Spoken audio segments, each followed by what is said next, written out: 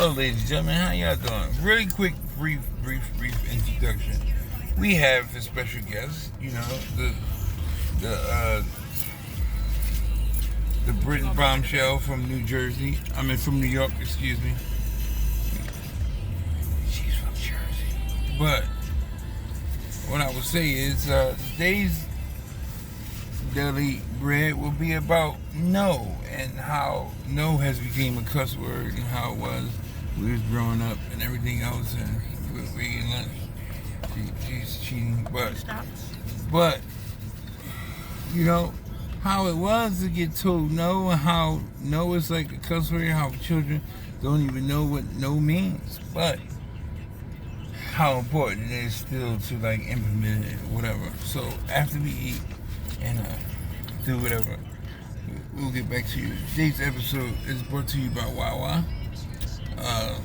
Yes, this is coffee with creamer, and they actually have double espressos, like you can go to a bar and get a double shot of vodka.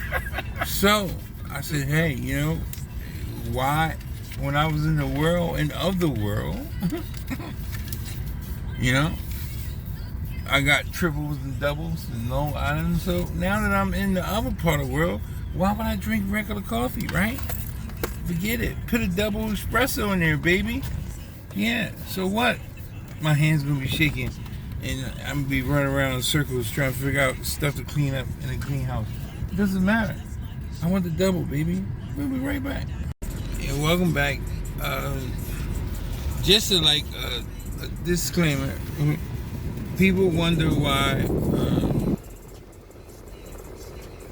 I do some stuff like in the cars, and I learned that from an old friend that, you know, it's best to be absolutely comfortable, the lighting, everything. And just in case you didn't know, it's hotter than a devil's nipple out this joint. So it just wouldn't make no sense to be doing it on camera with you know, with people sweating and all that. And on top of that, like, you know, that's not a good look. It looks like, you know, you don't need to be recording anything. You need to get to the house and take a shower, put a cool rag on your head, get under the air or something, like you're dying. So that's why I choose to do it in cars and stuff like that. You know, you need some light, you just put that. So it's way more easier. Now, you know, with yeah, I'm gonna say it anyway. The beautiful, you know, Britain bombshell from New York, from heaven above, and sometimes from the devil's nutsack itself. But I said heaven too. I want to go there. Yeah, I said heaven too. So what I would say is, right? I can just talk about myself, and I'll give her a chance to talk about herself. What I can say is very briefly, I thank God for my mother and father being hard on me as far as no. What I mean by that is that, you know, I was very lucky to be in a household where their mother and father were born, and they also, where I was born, I'm sorry, and while they were married and while they were together, and my father and mother going through hardships and stuff like that until eventually my father passed. I say that I'm blessed because through that experience I was molded into what Allah subhanahu wa ta'ala, God, Jehovah, intended me to do, be. And I wasn't my whole life, but I am a man today. And I say that proudly. And one of the main reasons was my dad and mom were well off. And I say that because I'm talking from a black family that was raised, and my grandma came over here forcefully because of the Ku Klux Klan, and she was a black woman. She had her own, and she owned her own, and that wasn't allowed in the South, so she came to Philadelphia. And through all that adversity, having 11 children, my parents were, and my aunts and them were taught about ownership. So like my mom had a hair salon and my dad had a restaurant, so I wasn't broke or anything like that. But I wasn't given anything. Like we had chores and shit. We had to wash down walls, clean the bathroom up, and if your chores wasn't done, you ain't get nothing. So it wasn't like, they were tight with money because they ain't have no money. At the time, I thought they was some selfish, stingy ass motherfucking people. Because I got to wash dishes and all that shit. You motherfuckers got y'all money. But I didn't realize at the time, like some of these children didn't realize, it was their money, it was not mine. So, but through trials and tribulations of me having to wash dishes and wash down walls, what I learned was when I did get my money and I actually earned it, I spent it differently than I got money for free. Like, I'm going to the store, I'm counting. Like, I'm going to leave this, like the hide money, all that stuff. Usually money that I got just to get, I spent like I got it just to get. And it taught me the importance of hard work paying off. Now, disclaimer, what I'm about to say is very blunt, but at the same token, it's very true. These kids nowadays don't appreciate shit. They don't appreciate what they got. They damn sure don't appreciate how hard it is for you to get it to them. And they call you in a manner as if like you owe it to them to do it, instead of it being them being grateful that they even have parents to call. And it's just the time that we live in. Because like, if my kids here know, it's like you cussed at them and told them that they ain't shit and they ain't never gonna be shit, and they might as well crawl underneath your shoes so you can step on them because they ain't shit. And it's like all I said was no, because like they really look at no as a punishment or something strange, or they look at no like. And I realized looking back at it, it's my fault because of me and their mom not getting along and breaking up and being separated. I felt as though the only way to make my kids adequately respect and love me the same amount is if I gave them something. So I actually was trying to buy my sons love, and it backfired on me because that's the only thing they understand is financial regurgitation. So that's my opinion, and that's probably why the kids are in the state they're in now, because they don't earn anything, they don't work for anything, and they expect life to do the same thing that us as parents do. I'm trying to reverse that, but like anything bad that you started and you try to reverse it, you will run into obstacles, and now it's like they ain't trying to hear no. They call and they say stuff like, Dad, I broke my iPhone screen. First of all, I don't have an iPhone, but they said, Dad, I broke my iPhone screen, and my mom said it cost $200. Thank you. I'll let you know when it's fixed, and they hang up. Wham. No hi. No how you doing? How was your day? Nothing. None of that shit.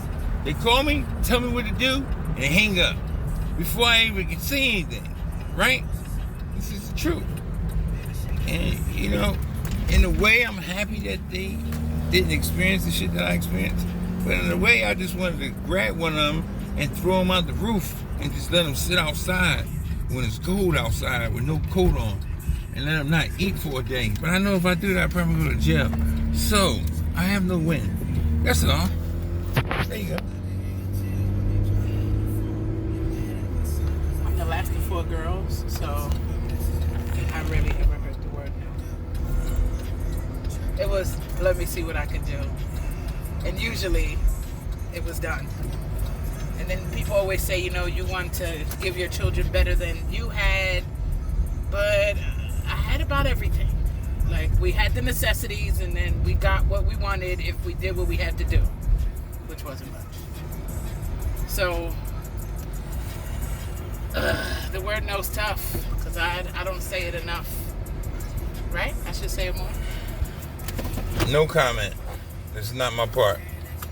Okay, I will not divulge family secrets and discernious information. The word no's tricky. Sorry for the hair. Had the window open. I wasn't told no. So this is a totally different opinion here. And I say the same thing. Let me see what I could do. Always. Let me see what I could do. Mom, I want this. Let me see what I could do. But we did just implement an allowance system. It starts at one rate. The more we have to tell you to do something, you get deducted. So you can make $20 a week or you can make $2 a week. It's up to you. It's unfortunate it had to come to that, but I guess because I don't say no, now we got to pay them to do stuff. Okay. So that was her description. And as you can tell, two very different backgrounds, two very different households. And now I am in the middle of the jungle, and I seen the movie Tarzan, so I have this little piece of wall rope wrapped around me with no shirt on and no off spray. So I'm probably getting bit by bugs and bit by mosquitoes and got malaria and all that, and I'm probably in somebody's tent dying. But I still went to Africa, and I tried my best. I am trying my best in this wilderness, this beautiful wilderness, and I don't know if I'm failing or passing. I just know it's very strange here.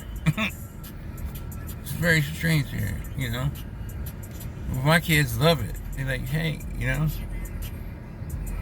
they don't get something from me, they go to whatchamacall. I'm trying to be nice. They go to her, or they go to their mom. It's like, you know what, Dad? Fuck you. Donald Trump said, fuck you. Donald Trump said, grab him by the pussy. I can tell you that. Shit, don't you want me to be president? Then you tell me you want me to be president? So Donald Trump told me that you can tell them to go fuck themselves. So it's like you can't win no other way.